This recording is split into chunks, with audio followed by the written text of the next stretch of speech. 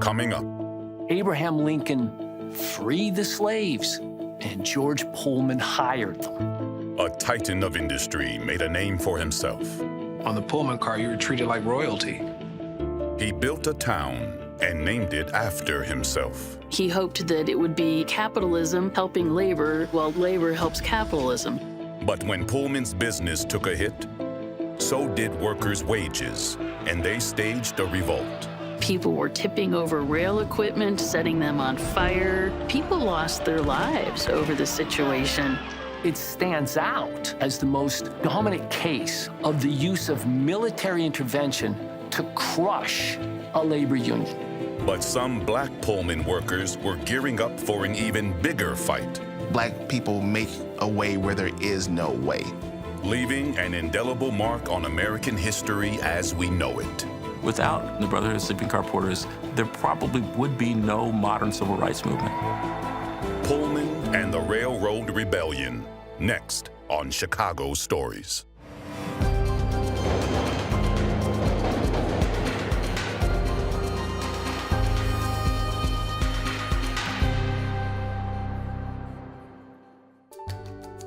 Lead support for Chicago Stories is provided by the Nagani Foundation.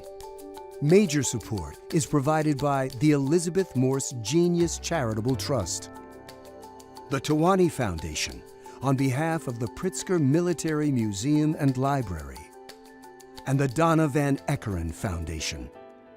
Funding for Chicago Stories, Pullman and the Railroad Rebellion is provided by ComEd, Philip and Renee Alphonse, and Antonio and Kimberly Monk. This hat, as I look at it today, chills come within my arms because my dad was a very classy man. He cherished the uniform of the Pullman Porters. It represents being able to get from segregation and where people respect you. That's the word, respect. Because if someone see that you are very well trained, well spoken, and well dressed, that goes a long way. That's what this hat meant. The Pullman Porters rode the rails in crisp suits, shined shoes, and a smile, offering luxury with a personal touch. But behind the uniform were stories of great struggle, because all that glittered in this Gilded Age was not gold. Chicago in the late 1800s, a time when industry was booming.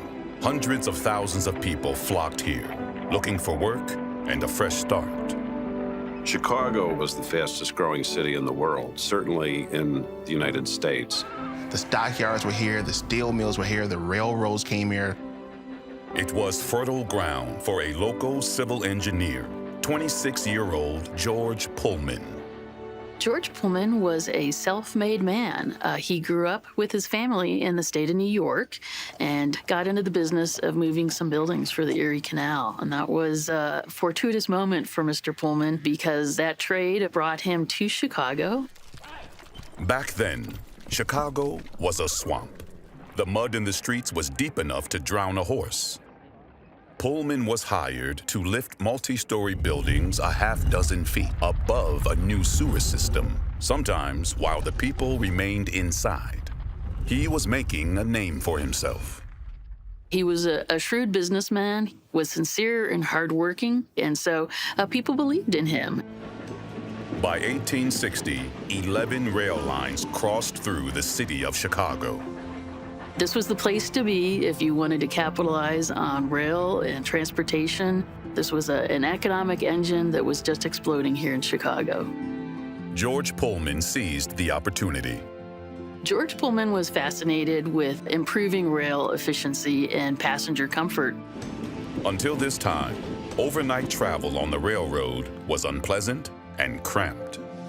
Rail travel was very uncomfortable. So he got this idea of making a car There could be a day coach during the day and at night be made into berths that people could sleep in. And at the time, there were luxurious hotels, and Mr. Pullman thought that creating a luxurious hotel experience on his rail cars with exceptional service would corner the market, and he could be successful. In 1858, 27-year-old George Pullman launched his business. He would ultimately name it Pullman's Palace Car Company. It built sleeping cars, a comfortable and luxurious way to travel long distance. The Pullman Palace car was beautiful inside. Let's start with the beautiful polished wood. The Pullman Palace cars had luxurious deep carpet.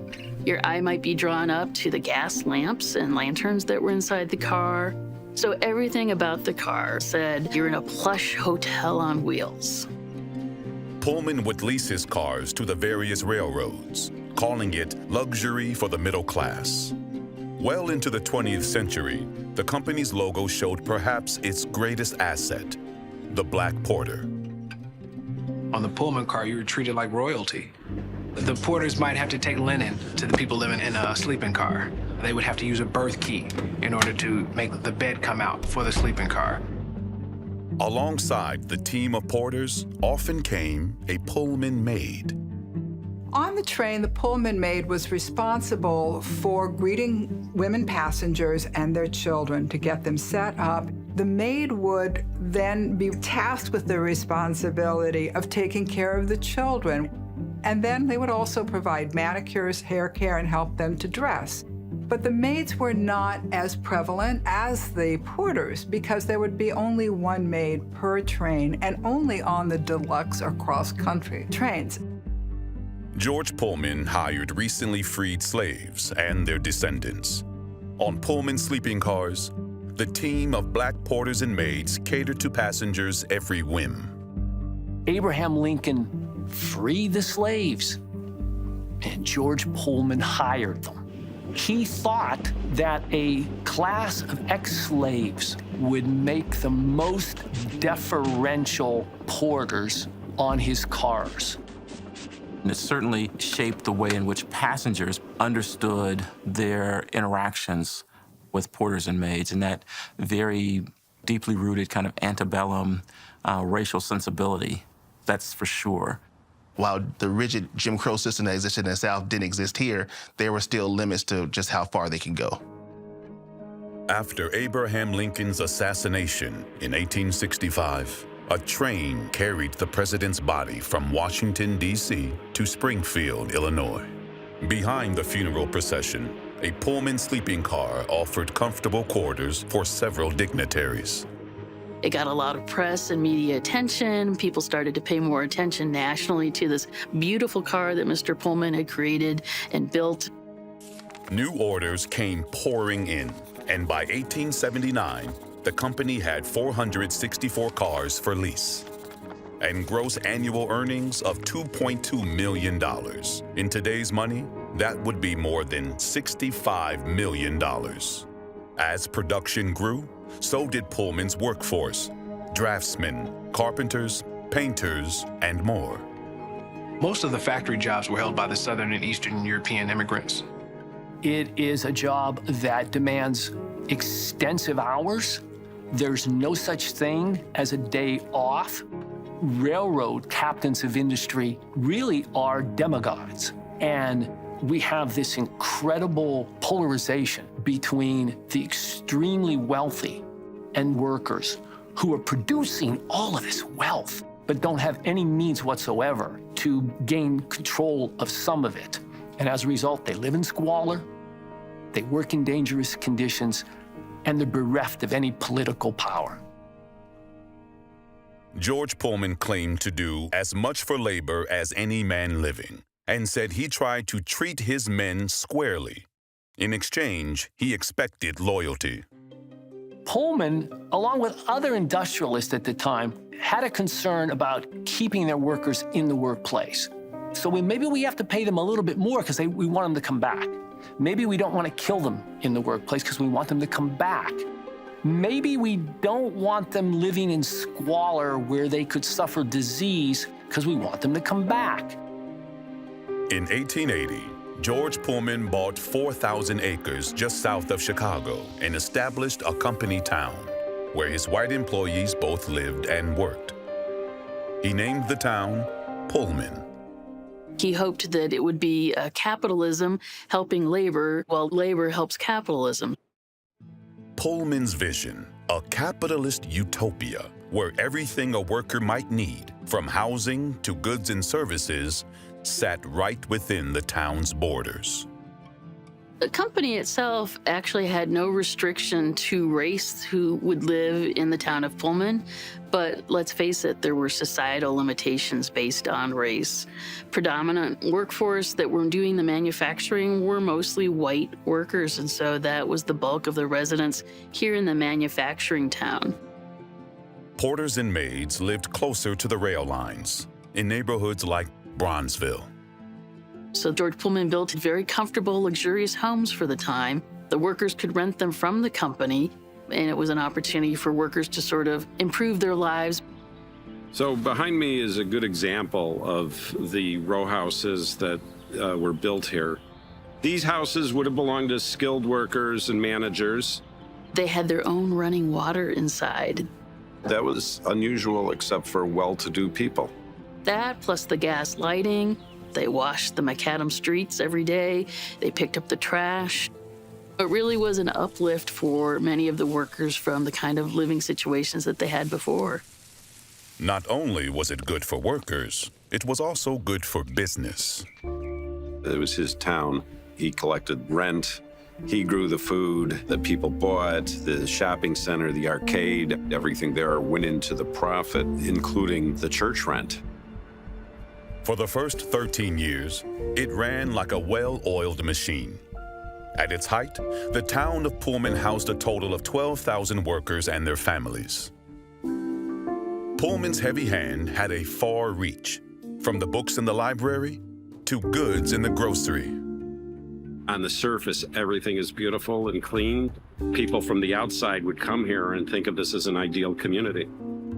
The idea behind a town that he constructs in his own name is really about control. It's about making workers dependent and expecting full loyalty. Behind the facade of brick and mortar, Pullman's workers were facing major hardship. By late 1893, 13 years after the town was founded, a financial panic had gripped the country, and George Pullman was feeling the pinch. As the contracts for new cars dry up, Pullman starts laying off workers, and they laid off huge numbers. Pullman was in a tight spot. He had guaranteed his investors a 6% net profit each year. So to protect his bottom line, Pullman slashed wages by 25%, but workers' rent stayed the same. You know, you think about it today, would a landlord today reduce rent if there was an economic depression? No. The difference here with the Pullman Company was the company was both the employer and the landlord. Meanwhile, George Pullman and his family enjoyed the trappings of this gilded age in his custom-built mansion on Prairie Avenue with more than a dozen servants. These industrialists who, despite all this, literally had money falling out of their pockets, decided that they were going to make up their shortfalls on the backs of their workforce. There is a check for one of the workers for 2 weeks' work for 12 cents. That's what was left over after the rent was paid. And this was a situation that was untenable for the people who worked at Pullman. And when a committee of workers attempt to talk with him about preserving those wages and preserving work, he turns his back. In fact, he takes great offense. With a stubborn employer and no labor laws to protect them, workers' grievances fell on deaf ears. And in May of 1894, 4,000 of them walked off the job. The day after the walkout of May 11th, 1894, Pullman had one of the Pullman bands playing here. Everything is a scene to appear as if everything was normal and there were no problems. Production of Pullman cars ground to a halt, but the company claimed to be unscathed by the work stoppage, and George Pullman stood firm in refusing to arbitrate. During the strike, many people in Chicago felt that Pullman was being very rigid and that he should be talking with his workers, that he should be listening to their complaints. It was his way or the highway. The workers knew that in order to force Pullman's hand, they needed to bring attention to their local cause. So they sought the support of a powerful ally, the American Railway Union, the nation's largest labor organization. At the helm was 38-year-old Eugene Debs. A Terre Haute, Indiana man, a great charismatic orator or speaker who truly believed in the solidarity of the workforce. He sees Pullman as the epitome of this oppressive capitalist class that can only exist, can only survive if they exploit workers. And he helps to build this railroad union. Hundreds of Pullman workers were joining the ARU. 1 month into the strike, the ARU held its national convention in Chicago, where several Pullman workers, its newest members, lobbied for the ARU's support. Among them was Jenny Curtis. She worked as a seamstress for the Pullman Company, sewing curtains and carpets for the train cars. Her father, also a Pullman worker, had recently passed away. At the time of his death, we owed the Pullman Company about $60 for rent. Sometimes when I could not possibly give them anything, I would receive slurs and insults from the clerks in the bank because Mr. Pullman would not give me enough in return for my hard labor to pay the rent for one of his houses and live. And Jenny, who perhaps gave, to, in my mind, one of the more important speeches in American history, her words included the following: Mr. President and brothers of the American Railway Union, we joined the American Railway Union because it gave us a glimmer of hope. Pullman, both the man and the town, is an ulcer on the body politic.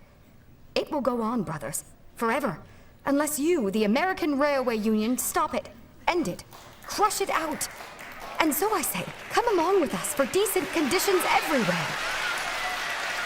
And amazingly, 600 men of this convention voted to support the strike, which led to the national strike and the boycott of Pullman railroads across the country. With the backing of the ARU, railroad workers nationwide refused to handle any train with a Pullman rail car. Anything attached to a railroad track was frozen. The switchmen in the yards, the workers agreed in solidarity to not cross that line with their fellow brethren. And so this tiny, small, local thing caught wildfire and became a national cause. The boycott involved 250,000 workers nationwide, making it the largest sympathy strike in the history of the United States. Within 2 months, the ARU effectively paralyzed rail travel on 29 railroads across the U.S. Even the commuter railroads within the city, everything stopped. Produce was lying to rot in the fields or in boxcars. Basically, the economic engine came to a halt in the United States. Debs stoked the fire at rallies where he attacked George Pullman. I believe a rich plunderer like Pullman is a greater felon than a poor thief, and it has become no small part of the duty of this organization to strip the mask of hypocrisy from the pretended philanthropist and show him to the world as an oppressor of labor. You are striking to avert slavery and degradation. The great irony of Debs' statements? African Americans were excluded from the ARU and therefore could not be part of the striking party. The white railroad workers voted to have a color line. They would not allow black workers in their union. And that meant that the porters were not part of the ARU. And so their voice was not heard. Their grievances were not part of this collective railing against the company for some relief. The strike remained peaceful, but hugely disruptive. George Pullman and other railroad tycoons were desperate to get the trains moving again. The General Managers Association was a collective of 24 of the major powerful rail operators right here in Chicago, and were lunch buddies of George Mortimer Pullman, and they said something had to be done. They hired strikebreakers and slammed Debs in the press, further infuriating the Pullman workers and their supporters. In the South Chicago rail yards, throngs of protesters retaliated. People were tipping over rail equipment, setting them on fire. The General Managers Association capitalized on the chaos and arranged to have U.S. mail cars attached to trains with Pullman cars. Suddenly, the United States mail would stop moving, and that is exactly the effect the General Manager Association wanted. The managers accused Debs and the ARU of blocking interstate commerce, and this forced the government to intervene. Pullman had friends in high places. Grover Cleveland was listening to the major employers and doing their bidding. The U.S. Attorney General filed an injunction declaring the strike illegal. Pullman's influence in Washington really generates this favorable response. And on July 4th, 1894, thousands of federal troops began to descend on Chicago and the town of Pullman. Once those military troops come to Chicago, a situation that was not violent gets out of control. In the South Chicago rail yards, an angry mob toppled train cars and set them ablaze. The military opened fire. People lost their lives over the situation. It stands out in the 19th century as the most dominant case of the use of military intervention to crush a labor union. In the end, the riots left dozens of people dead, thousands more injured, and hundreds of thousands of dollars worth of property destroyed. But nobody won. The railroads lost millions of dollars. The workers didn't win. They got no concessions from their employers. Many of them lost their jobs. If they went back to their job at Pullman, they had to sign a "I will not join a union" clause. So they didn't gain anything. The American Railway Union was crushed. They almost dissolved at that point. But history has a longer arc. And if you pull back, you can see that these defeats end up creating the terrain for the next struggle. And the next struggle produces better outcomes. Whether George Pullman would have eventually softened to his workers' demands, history will never know. A few years after the strike, Pullman suffered a heart attack and died in his Prairie Avenue mansion at the age of 66. It was a man who thought he was doing good and had been successful all of his life, and found that the game and the rules had changed. In fact, he was hated as being insufferable and not being lenient, not resolving the strike faster by yielding. These were principles that had served George successfully throughout his life, but at this point in time and in history, it did not. In the wake of George Pullman's death, the Illinois Attorney General sued the company over its right to own and manage the town. And the Illinois Supreme Court ordered the company to sell off everything in the town except the factories. Pullman residents were given the first option to buy their homes, and many of them did. For 5 decades, employees continued trying to organize, to no avail. Meanwhile, under new leadership, the Pullman Company pivoted from manufacturing wood cars to steel. It continued to innovate, adding electricity to its cars, increased ventilation, and better safety standards. By 1900, on a given day across the world, 100,000 people would be in a Pullman car somewhere, the largest hotel in the world, for gosh sakes. As passengers packed Pullman cars, The company expanded its onboard service team. By the early 1920s, there were nearly 10,000 porters and maids employed by the Pullman Company. Many were recent descendants of slaves and sharecroppers who had traveled north in search of employment. My dad was born in Lynchburg, South Carolina. Humble beginnings. His father was a sharecropper who wanted my father to be a sharecropper. My father wasn't having any of that. And so he left South Carolina and hitchhiked his way to Baltimore. He was looking for a better life.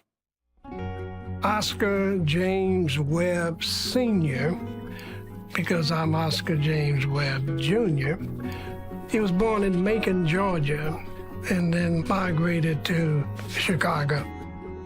Like many young black men at this time, Troy F. Braley and Oscar Webb found employment as porters for the Pullman Company.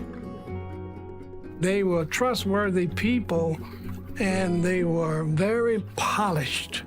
In other words, shoes shine, hats shine, and they always looked the part.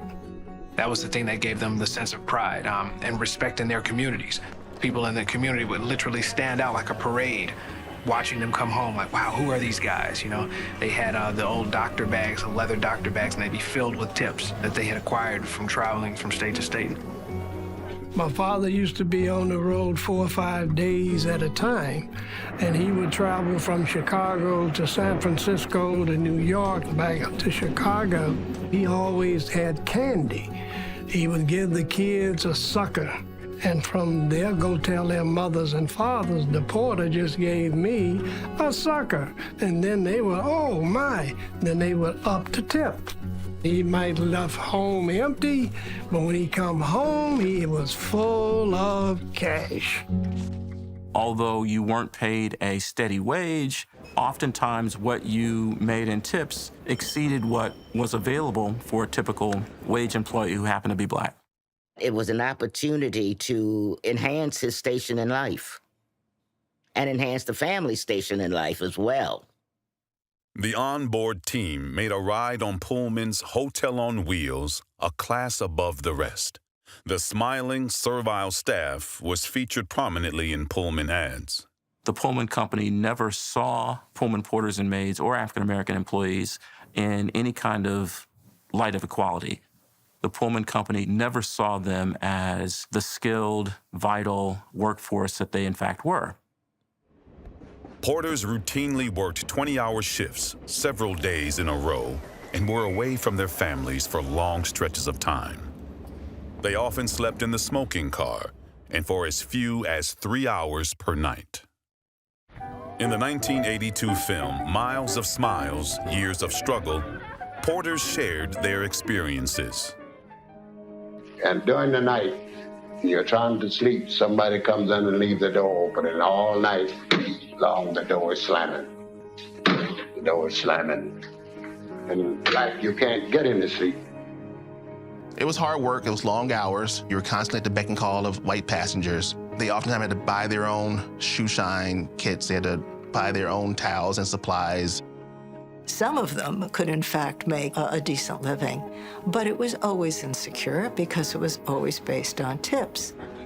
In addition to the poor working conditions, porters faced various forms of racism by white passengers.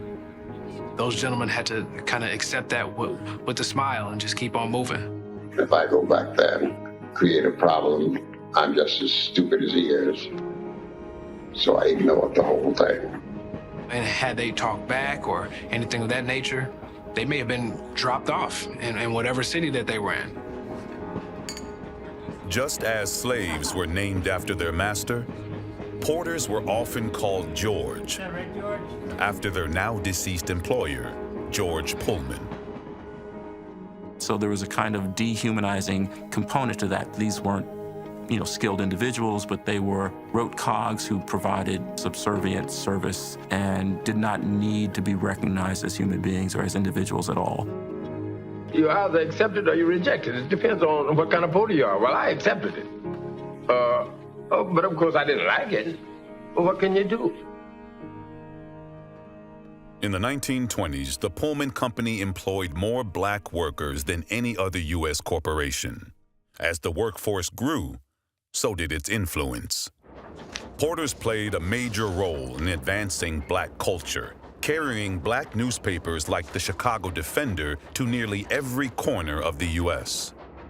The Chicago Defender, the Pittsburgh Courier, these were papers that brought the North alive in the imagination of many black Southerners. They're able to read about events and protests and feel part of those kinds of civil rights activities that are happening in places like Chicago and New York and other places in the North. Pullman porters were sowing the seeds of civil rights activism. Oftentimes they would have these newspapers and throw them off the back of the trains, and through word of mouth, local youth in particular would know where to pick these newspapers up. And they would take the papers back to their communities, back to their stores, back to their churches. This early 20th century social network connected African Americans across the U.S. It also connected porters with one another. And as they read stories of workers standing up to their employers, porters' own sense of agency grew. They're discovering the power of collective voice, and they're beginning to organize. Chicago employed the greatest number of Pullman porters. It was also the epicenter of the labor struggle. So Chicago is this boiling pot of conflict, hostility, uncertainty, and you really have the early formation of two warring classes. Striking activity starts picking up because, of course, you have railroad unions, you have steel workers, you even have efforts by the stockyard workers in Chicago to strike. Pullman workers were persistent, asking the Pullman Company to address their concerns around pay and conditions. The company responded by creating and touting a company union, the Employee Representation Plan. These employee representation plans had all sorts of social benefits, like softball teams and a singing group, but they never actually bargained, negotiated contract terms for Pullman porters. The need for sleep, the need to be compensated for money spent for supplies used to service customers, like shoe polish and brushes, the need for a legitimate wage and not a reliance on tips. None of these things were part of the employee representation plan. The porters knew that if they wanted real change, they needed to organize. They had to be smart, strategic, and stay under the Pullman Company's radar. Losing your job could have serious impact on your entire family. In 1917, away from prying eyes of company management, porters began circulating a monthly magazine titled The Messenger. It was the creation of A. Philip Randolph, a labor activist sympathetic to the porters' cause. The Messenger was a radical magazine edited by A. Philip Randolph. Randolph is deeply invested in talking about the class issues that workers face.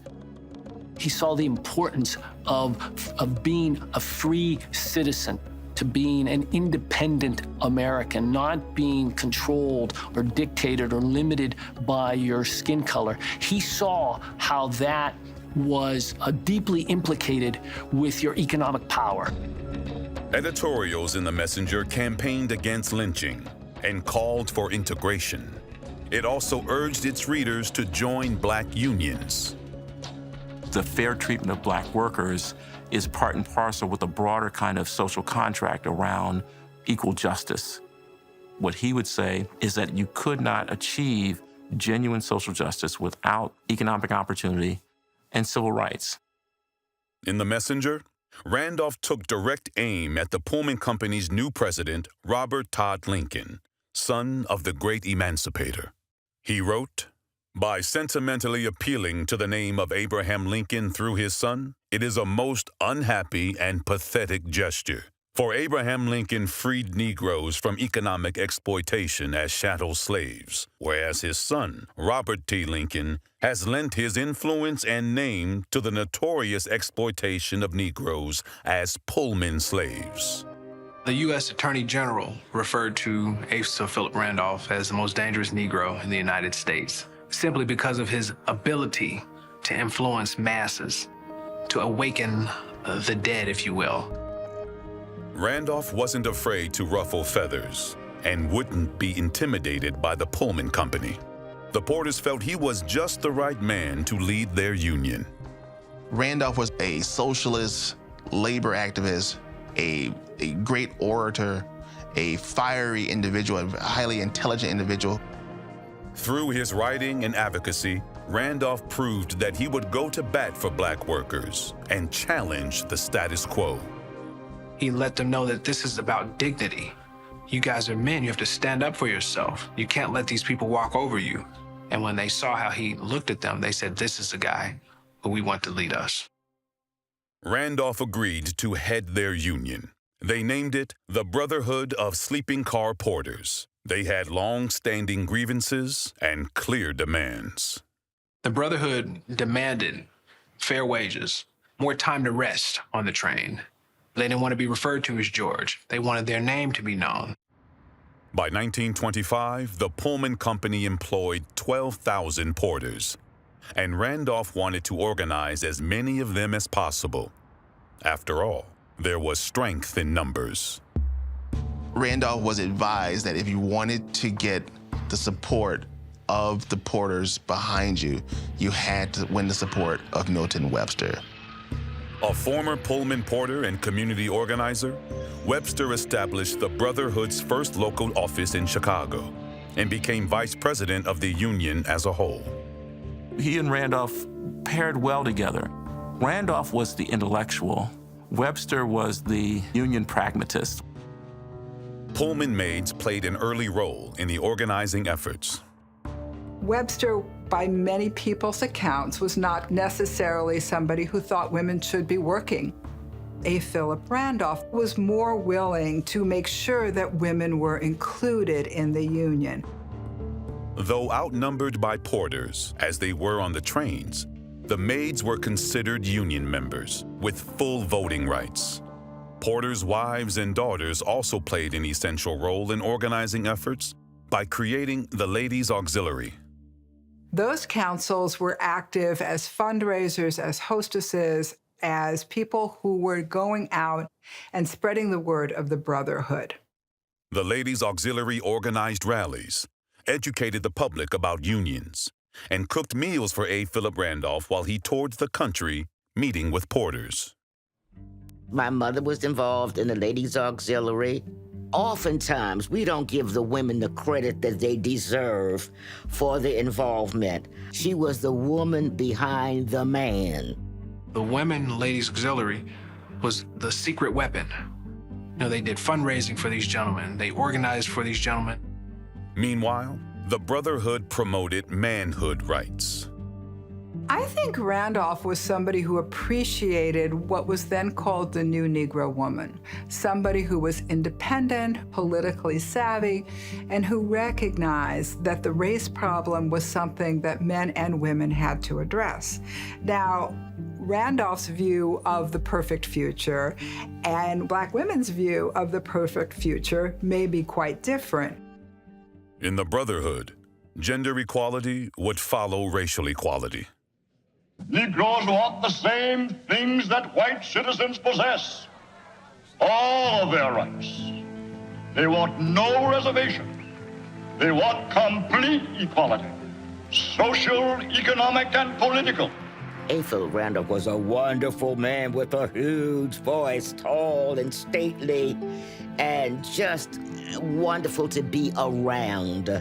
The man exuded brilliance when he spoke. And no force under the sun can stem and block and stop this civil rights revolution which is now underway.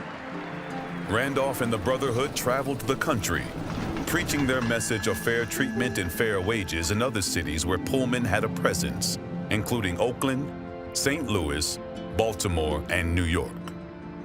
Meetings were kept quiet for fear of retribution by the company, and by 1927, there were Brotherhood locals in more than 20 cities. Chicago's was the largest. The Brotherhood took particular aim at the Pullman Company's employee representation plan, calling it a sheer mockery. Black workers who aligned themselves with these company unions oftentimes found that no one was advocating for their position. These unions were only advocating for the company. Porters and maids were leaving the company union and joining the Brotherhood. The underground operation spread through word of mouth. As soon as the first year, Randolph and union leadership recruited more than 7,000 members nationwide. As the union strengthened and membership grew, from Oakland to Baltimore, company executives began to fear that Brotherhood president, A. Philip Randolph, might be turning their workforce against them. So they offered him a bribe. The Pullman Company had given Randolph a blank check and said you can fill it out to up to 6 figures. Now imagine 6 figures during that time. I mean, that's a lot now, but imagine it during then. And they said, look, this is how important it is for you to not do what you're doing. And Mr. Randolph's famous refrain was, "Black people's dignity is not for sale." And so he refused the check. When he sent that check back, that is what, created that groundswell of respect that he gained in the community. While porters joined the Brotherhood in droves, many others feared retribution by the powerful Pullman Company. The company flexed its muscle through spies, intimidation, and propaganda, routinely firing porters who openly supported the union. These fear tactics pushed some porters to turn against their fellow men. There was a number of what we call snitches, or spies for the company, who would come and infiltrate the meetings of the porters. And when word gets back to the company who was there, these lists would appear about who was talking and who attended these meetings. People would lose their jobs. Surprisingly, some of the greatest resistance to the Brotherhood came from within the Black community itself. With its massive profits, the Pullman Company sent thousands of dollars to both the Chicago Defender and the AME Church, major Black institutions that withheld public support of the union. For lack of a better term, welfare capitalism, where company owners would give money to Black churches and Black ministers to preach against organized labor. In response, the Brotherhood sought an ally in a respected Chicago journalist and activist named Ida B. Wells. Ida B. Wells absolutely brought together the AME Church, the Brotherhood of Sleeping Car Porters, and used her relationships and influence with these organizations and institutions. And it gave it a kind of moral authority as well as a legitimacy that other unionization efforts did not have. Backed by the Black community, membership rose to more than half of the porters employed by the Pullman Company. Meanwhile, Randolph and the Brotherhood brought their case to the federal government and pointed to legal precedent in a similar case brought by white conductors. He wrote, "Both porters and conductors were demanding large wage increases, provision for sleep on the road, etc. Today, the conductors have won most of these things, while the porters, as we have seen, still ask most of them." As Randolph points out, there was no distinction, no difference. They worked on the same trains, they worked the same hours, performed the same duties, employed by the same employer. The only difference that was clear and could be discerned was race. The Pullman Company refused to even recognize the Brotherhood as a legitimate union, claiming they were covered by its company union.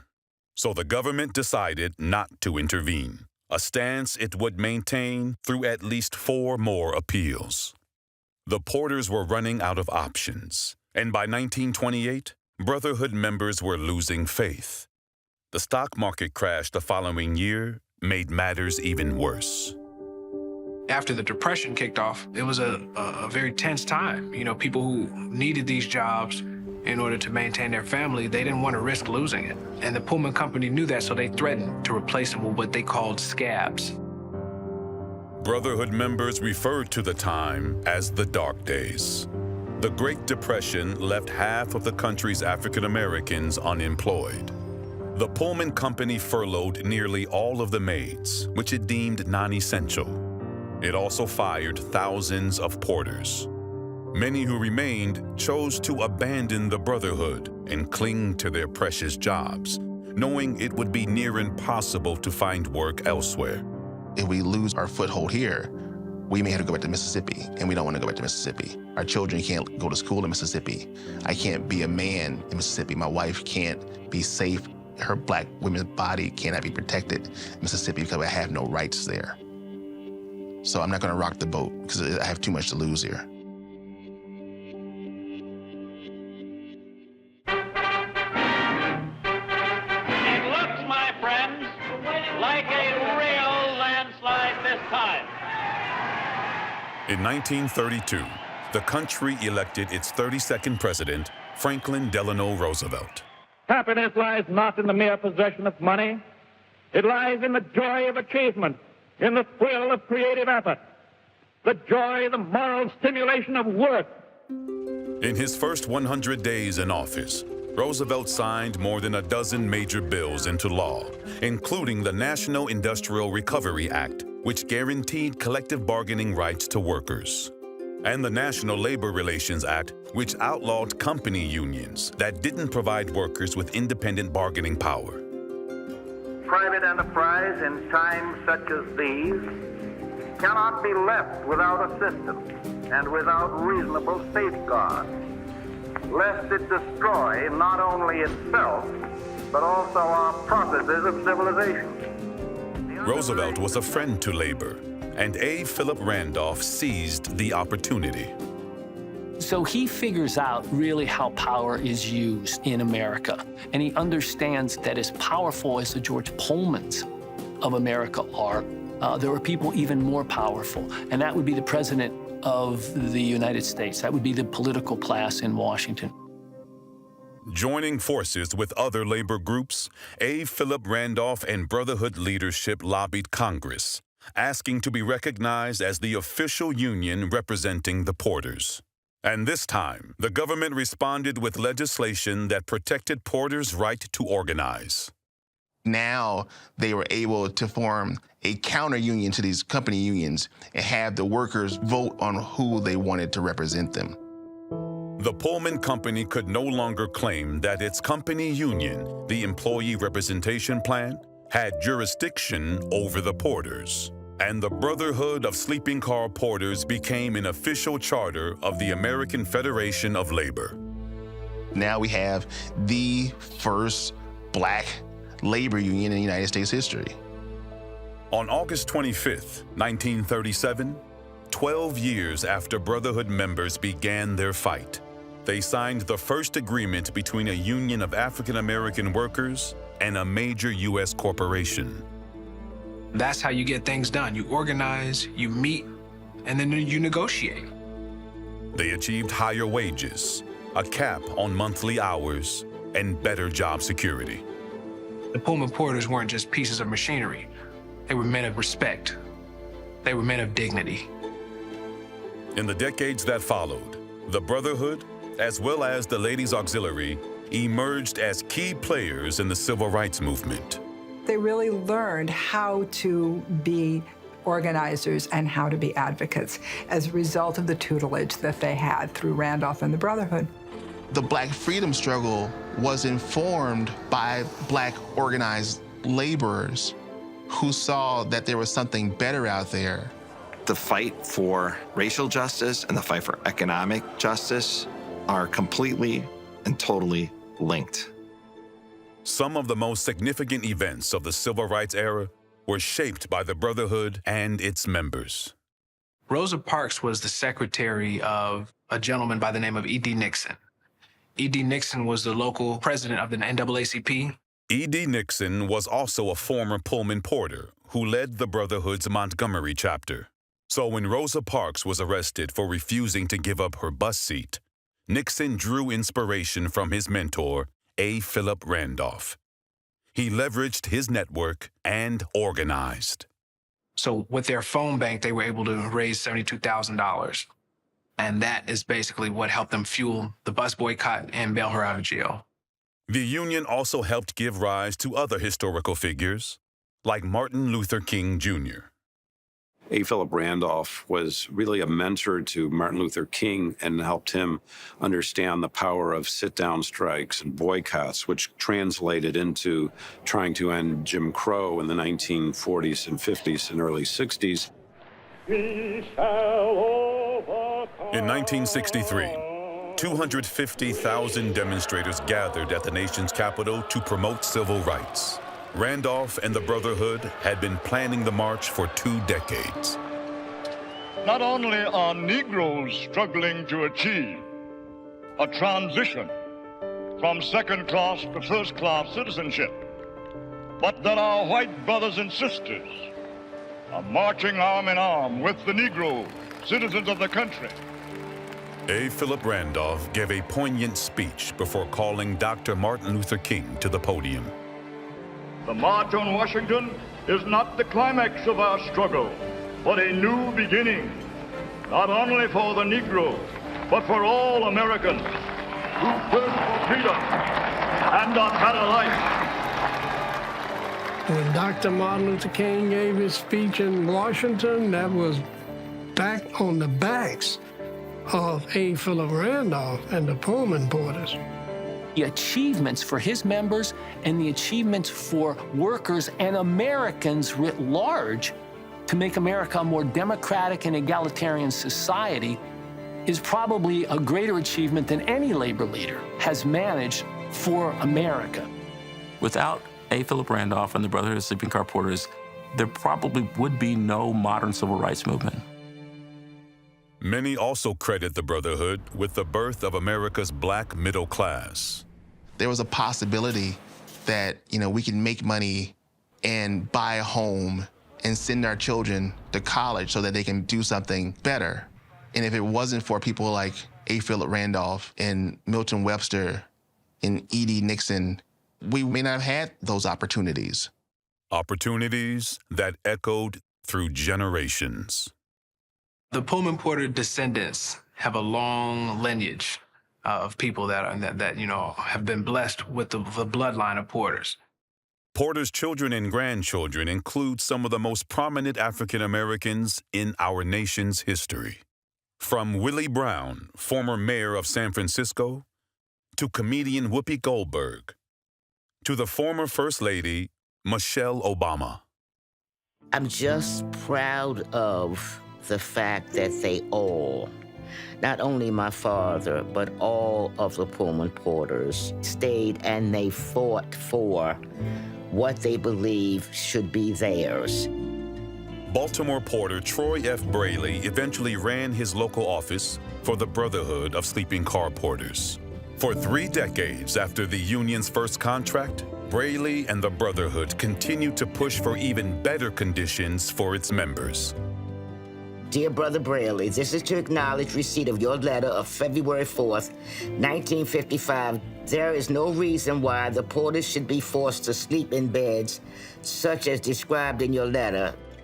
Braley became National Vice President of the Afro-American Labor Council and eventually ran for public office. My father ran for the first time and was elected to the Maryland House of Delegates in 1965. He got a number of bills passed dealing with labor for the state of Maryland. Chicago porter O.J. Webb had 10 children, most of whom went into lives of public service. His son, Oscar J. Webb Jr., has fought for justice across the globe. They decided to make me a goodwill ambassador for the United Nations is because I could reach people. I don't get into who, what, where. I'm a people person, and that's what he was. He was a people person. My success came from him, this hat, this guy. The Pullman story's legacy extends far beyond the history books. Following the Pullman strike of 1894, in an effort to placate disgruntled workers, then-President Grover Cleveland declared September 5th as Labor Day, which we still celebrate today. In many ways, George Pullman helped to bring about a national day of respect for America's working class. The town of Pullman was annexed to Chicago in 1889. In the 1930s, the federal government established a minimum wage, making home ownership more accessible to Pullman employees and the broader working class. The neighborhood of Pullman remains a living testament to an important era in labor history and to the history of Chicago. In 2015, President Barack Obama declared Pullman a national monument. This place, historic Pullman, teaches us we have to keep standing firm and together. That's the story of who we are, that's the story of our past. And I have no doubt that we will pass the torch from generation to generation so that it is the story of our future as well. Pullman is the story of America because it reflects in so many ways what we are, what we're about. Certainly it's the story of class, the story of capital and labor. It's the story of race, it's the story of gender, and it's the story even of immigration. All these issues and these stories need to be told, and to me, that is the story of America.